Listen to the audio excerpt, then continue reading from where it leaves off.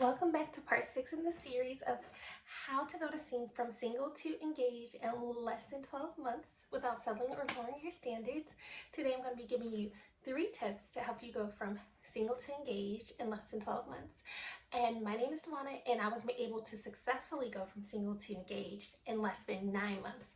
So if you are interested in getting engaged and going from single to engaged, make sure that you stay tuned for these 3 tips that are going to revolutionize your dating life and get you married. Okay, so make sure you also save this video and share this video. I love how you guys are sharing this. I love this for us.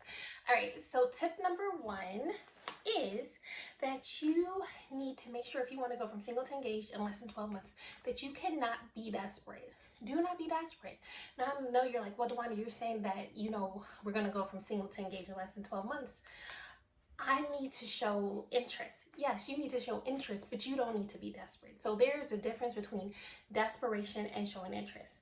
When you are desperate, it looks like immediately after dates, you're texting, you're calling, you're trying to get him set up the next one. You're always on his you're always behind him, following up behind him. That's desperate, okay? And so we want to show interest, but we don't want to be desperate. And I go so much more deeper in this in my masterclass, 3 mistakes you're making that are causing you not to get the ring. So if you're interested, make sure you sign up for the link below. And also you can schedule your love and dating breakthrough call through the links below, or if you're on TikTok, through the links above. All right, so make sure you're not showing up desperate.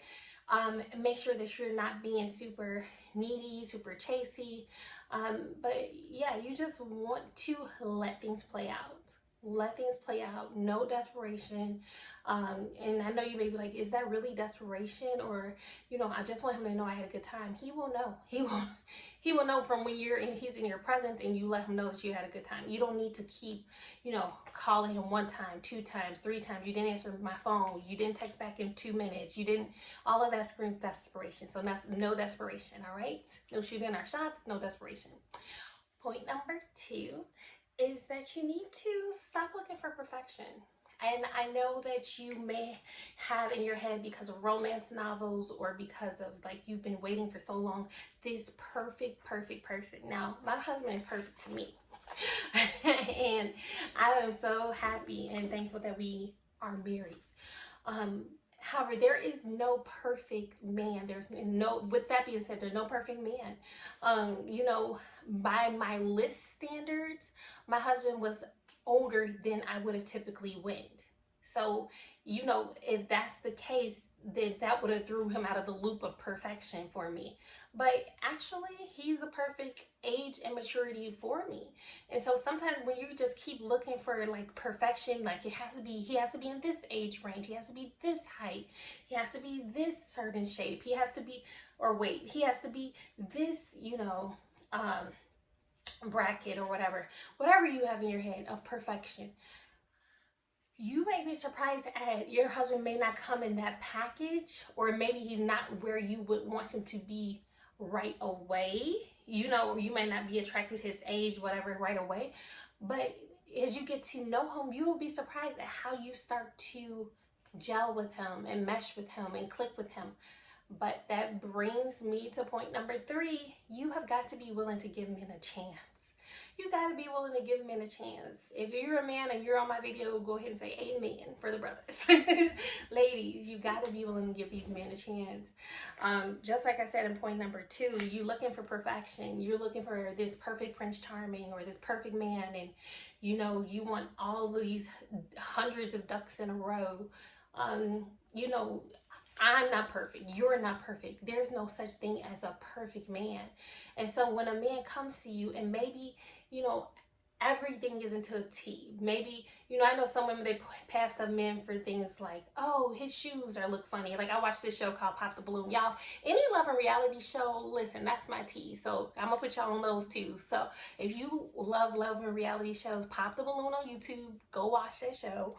But the reasons that the women give for why they will not talk to a man, even though the man is interested, even if he's financially established, even if he has everything going for him, the reason they give, like, oh, his shoes were looking funny, or oh, his jeans were too loose, or oh, he has this hairstyle versus that hairstyle.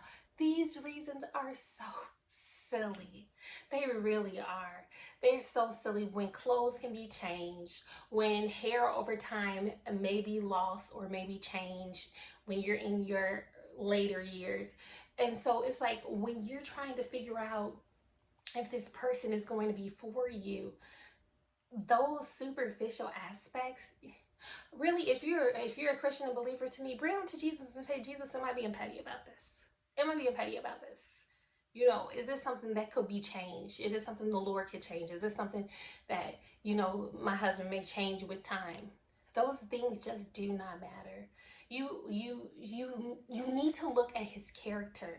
You want to talk about perfection? Look at how he's trying to be more perfect like Christ with his character. Look at how he's trying to emulate God in his character, emulate God in the way that he's treating you, emulate God in the way that he's dating you and courting you and respecting your standards and your boundaries. So those are the things that matter. Those are the things that are going to make a good husband. Those are the things that are going to make a good father.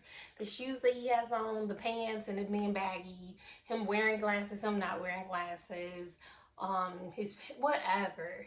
Like, those things are just so small in the bigger scheme of those things. And I say this on the heels of me and my husband's 2-year anniversary, which he celebrated this week, which I'm so grateful to God. And I just really feel so happy in my marriage, is that you really want those traits that shows that he's a good, godly man before anything else. All this other stuff, give the brother a chance. Give the brother a chance. Because those other stuff, it just does not matter. All right, I love you guys, and I'll talk to you guys soon. And make sure you stay tuned for this series. And if you're not done so yet, subscribe, save this video, and make sure you like this video. And leave me a comment. If you're enjoying the series, leave me a comment. It keeps me encouraged. It keeps me going. All right, I'll talk to you guys soon. Bye.